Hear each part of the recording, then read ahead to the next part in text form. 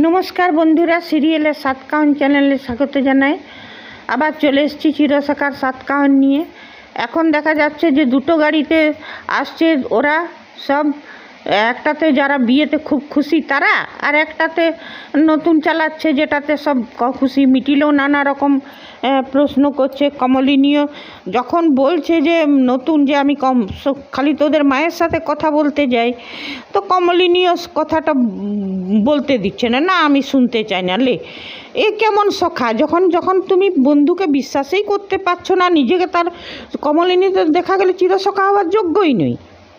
এদিকে মিটিলও বলছে, সবাই মিঠিও বলছে যে নতুন কাকু তুমি যখন বিয়ে করেছো, মানে সবাই ভুল বুঝছে। আর নতুনও তেমনি পরিষ্কার করে বল রে বাবা যে বিয়েটা আমি করিনি, ও নিজেই জবরদস্তি সিঁদুর পরে নিয়েছে।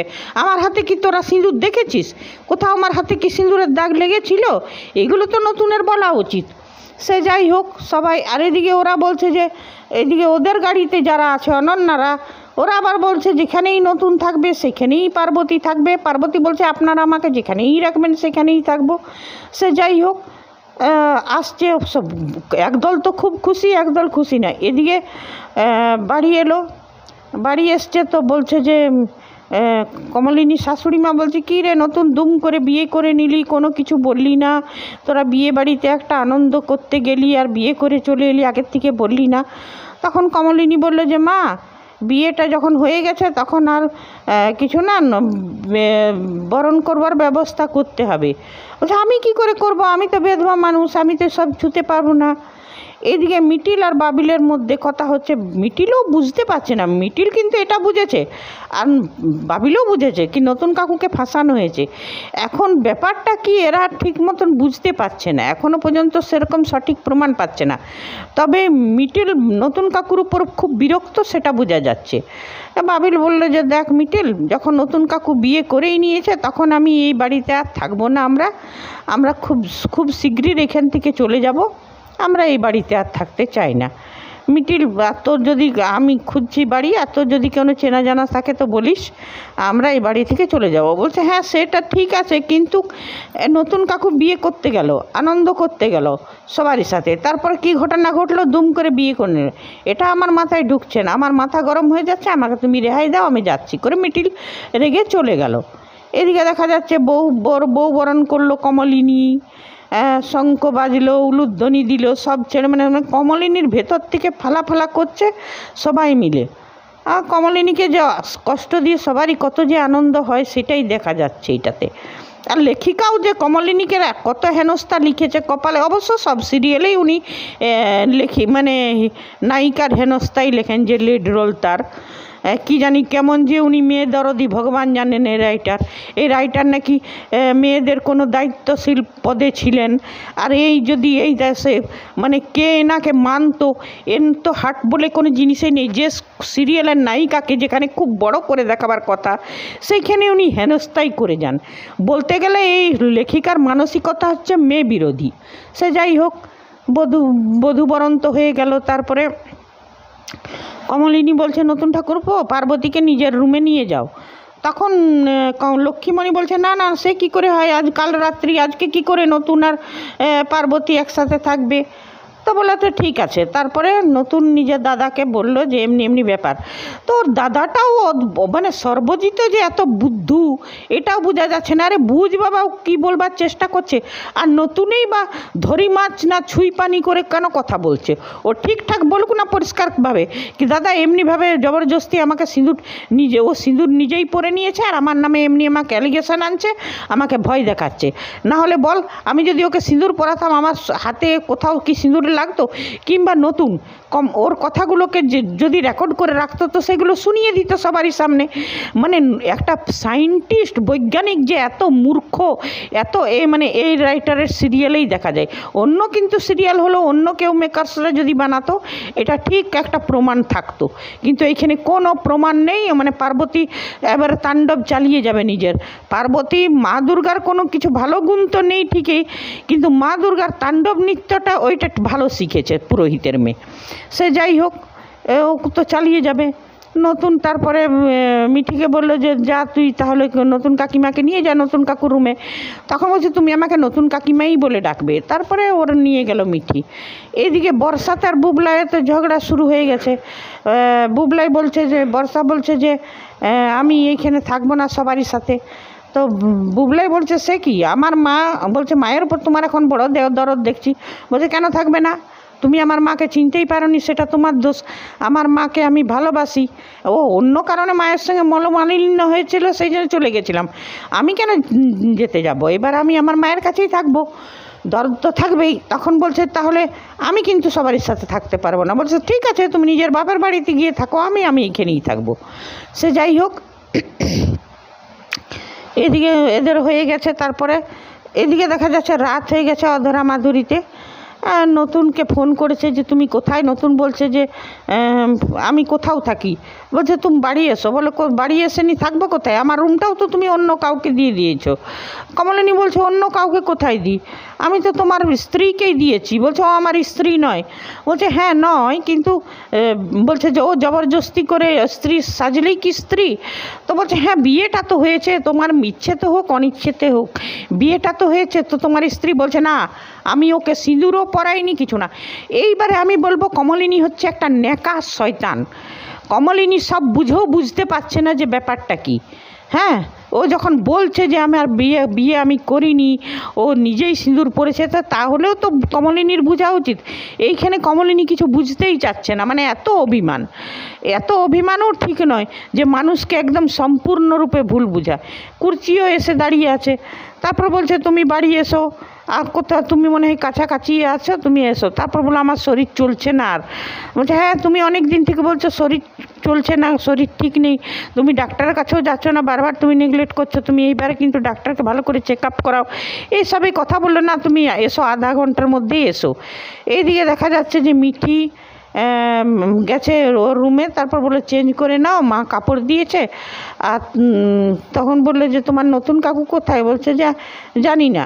তারপরে কুর্চি গেল, কুর্চিকে বলছে যে কোথায় তোমাদের নতুন দা। বললে আমরা জানি না। যে কখন আসবে, বলে জানি না। সেই বলছে যে তারপরে কুর্চিকে বললো যে তোমার নতুনদার নম্বরটা দাও, আমি ফোন করবো। তো কুর্চি বললো নতুনদার নম্বর আমি কি করে দেবো, তুমি স্ত্রী, তুমি ওনার স্ত্রী, তো তুমি জানো না। হ্যাঁ, তা আমি কি করে দেবো তোমাকে, আর নতুনদার বিনা পারমিশনে আমি নতুনদার নম্বর কাউকে দিতে পারি না। তো বলছে না আমার তো সেরকমভাবে ওনার সঙ্গে কখনো কথা হয়নি, আমি ওই বাড়ির ফোনেই ফোন করতাম, বাড়ির নম্বরটা আছে। তো বলছে হ্যাঁ সেইভাবেই জোগাড় করে নাও। নিয়ে তারপরে বর্ষা এলো। বর্ষা তো কুটকাচালি করতেই এসেছিল। এসে নিয়ে বলছে কী নতুন কাকি কেমন আছো, এই যেই হোক। নিয়ে কুর্চি রেগে গেলো, বললো তোমরা এখনও যাওনি।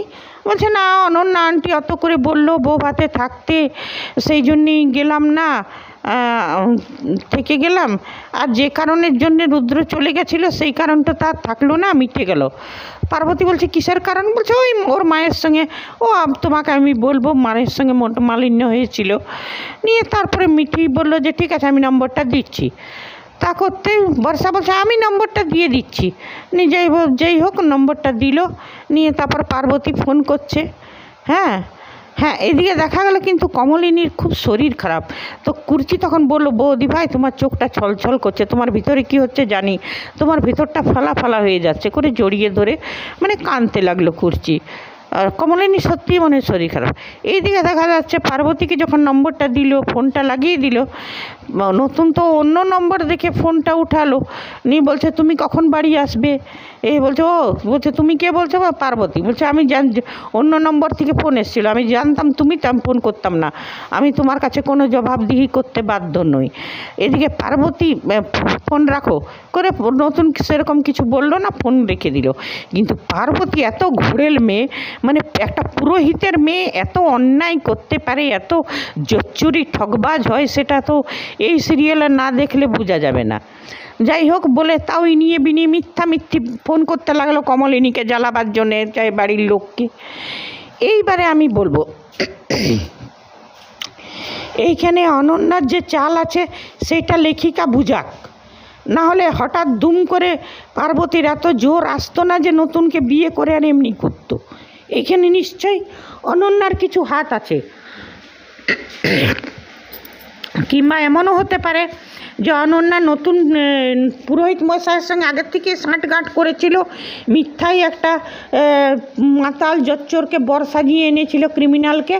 আর এটা সব সাজানো ব্যাপার, এটাই পরিষ্কার করুক রাইটার, কেন দর্শকরা এটাই মনে করছে।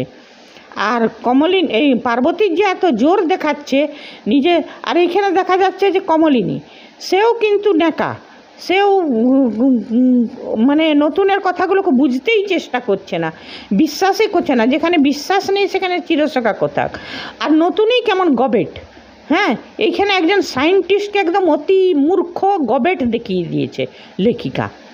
এইখানে নতুন কেন ওর পার্বতীর কথাগুলো ফোনে রেকর্ড করেনি, চাই বাইরে এসে কেন সবাইকে বললো না? যে যখন পার্বতী মিথ্যামিথ্যি বললো যে আমি সিঁদুর পরি, যেটা কমলিনীও প্রশ্ন তুলেছিল যে কমলিনী তুমি তো সিঁদুরটা তো পরিয়েছিলে, বন্ধ ঘরের ভিতরে কী হয়েছিল জানি না, হ্যাঁ, তো তুমি তো যখন পার্বতী বলছিল তুমি তো চুপ করেছিলে, হ্যাঁ, বলছে না আমি চুপ করেছিলাম না, তুমি কি দেখেছিলে আমার কোথাও সিঁদুরের চিহ্ন?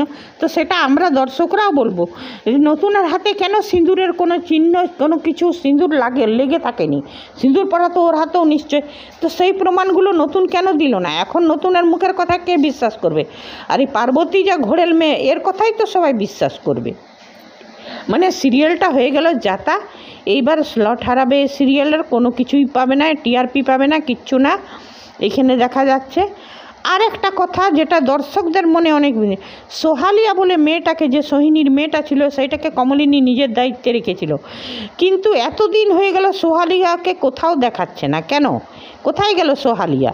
ও কি মা বাবার সঙ্গে ওকেও জেলে পাঠিয়ে দিল, নাকি কোথাও রেখে দিল, না হস্টেল রেখে দিল, সেটাও পরিষ্কার করলো না। লেখে অনেক, মানে রাইটার্স কী লেখে কি না লেখে নিজেরও মনে থাকে না, যত সব আজগুবি জিনিসগুলোকে ঢুকায় আর থাকে না।